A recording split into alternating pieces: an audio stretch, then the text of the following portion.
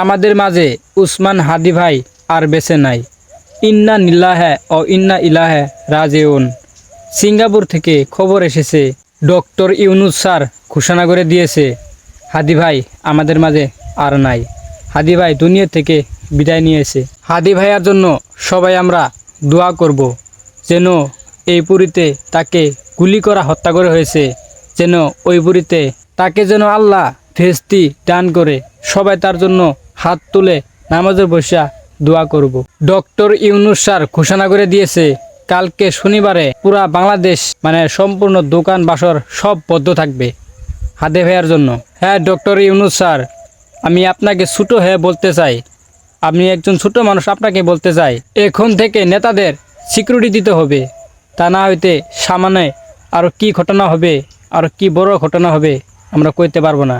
আর doctor Yunus sir, আপনাকে আমি ছোট হয়ে বলি যেন এরকম ঘটনা আরও বাংলাদেশ দ্বিতীয়বার না হয়।